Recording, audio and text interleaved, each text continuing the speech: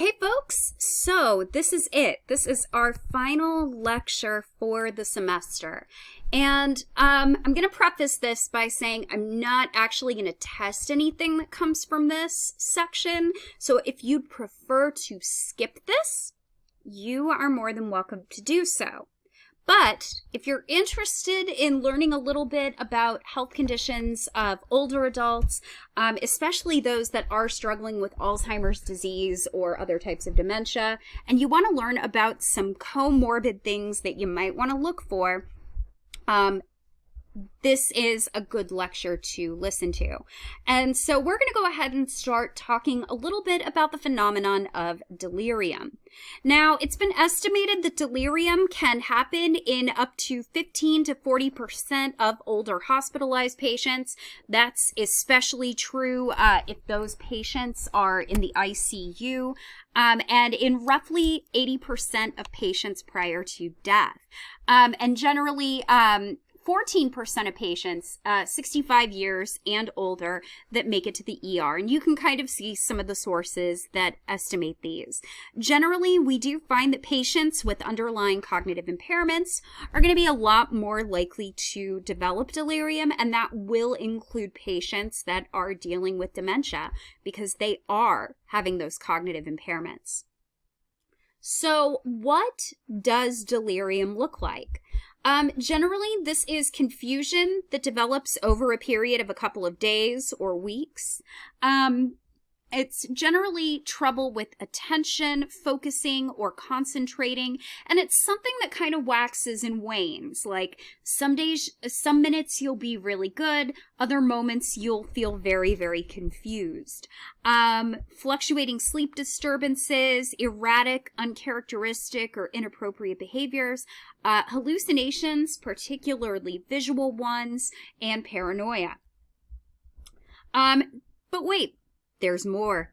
It can occur either in a hyperactive state where one is agitated or in a hypoactive state where they're sedated.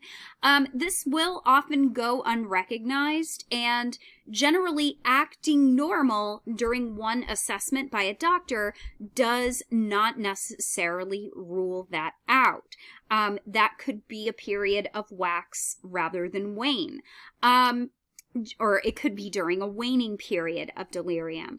But if you're falling asleep during the interview, that strongly does suggest that delirium is there.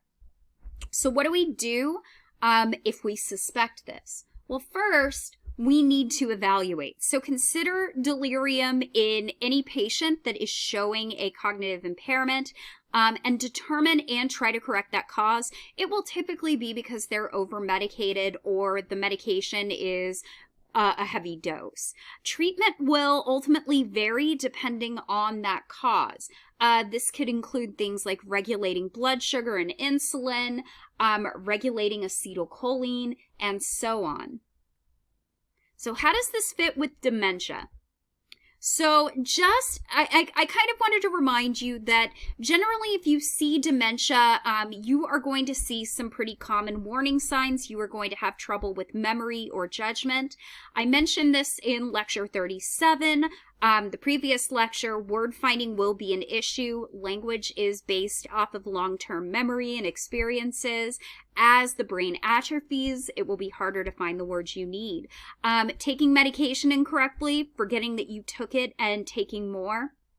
As a result, you're going to have some difficulty with driving because of visuospatial processing and doing complex cognitive activities such as balancing a checkbook. Generally, what we're going to see in people with dementia is that spouses or children or other loved ones are typically going to be more concerned than the patients. And generally, again, good verbal skills and living independently should not preclude evaluation of cognitive states. My grandmother was living relatively independently with my grandfather and had really good verbal skills until she didn't. And it's a good thing she got evaluated when she did.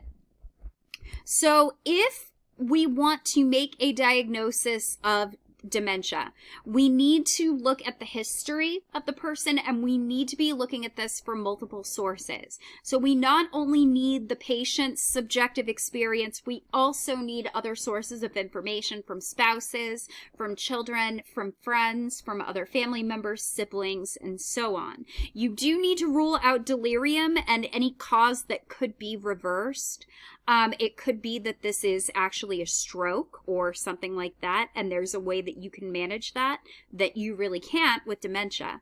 You need to do some cognitive testing. We already talked a little bit about those cognitive tests previously, like the mini mental state exam. Generally, you don't want to do a lot of neuroimaging, but you do want to order it if there is a rapid decline or if you're seeing certain types of neurological symptoms, like the eyes aren't focusing, or there are motor issues, or there's slurred speech, which might indicate something like a transient ischemic attack or something like a stroke.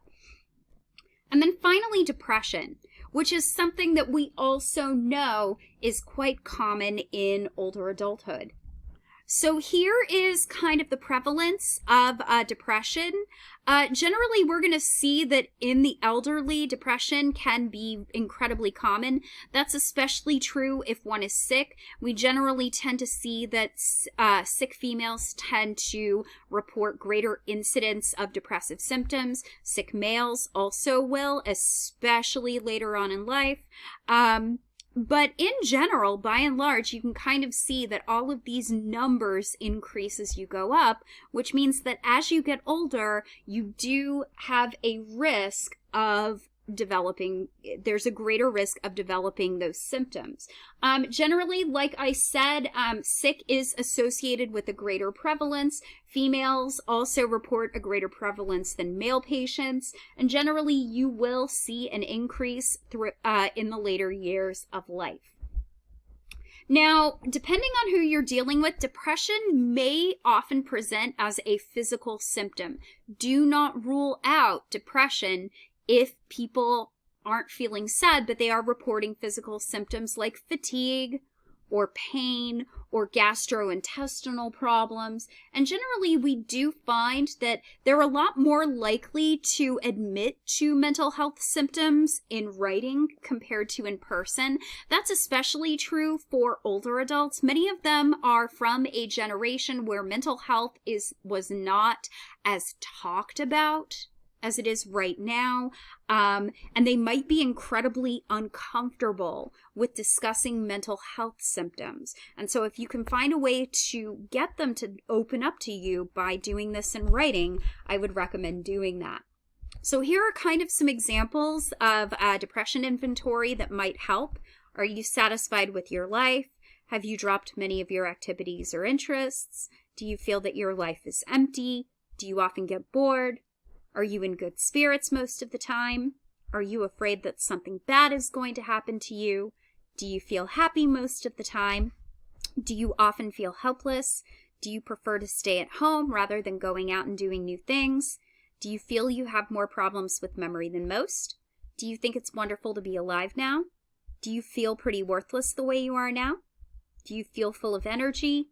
Do you feel that your situation is hopeless?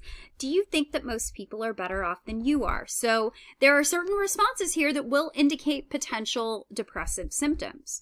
So anytime that you are dealing with a patient with cognitive problems, you do need to consider delirium, depression, as well as dementia, because these will frequently occur together. So that is really all I had for this lecture. Folks, thank you so much for a wonderful semester. It's been great teaching you all of these things and interacting with you. I'm sorry that I won't get to see you physically for a little while, but I'm glad I got this opportunity, and I hope you learned so much. And if you never take another class from me again, but you feel like you have questions about the brain, don't hesitate to ask me. I'm always happy to answer any questions that you might have. So folks, thanks for a great semester, and I will see you very, very soon for the final. Bye.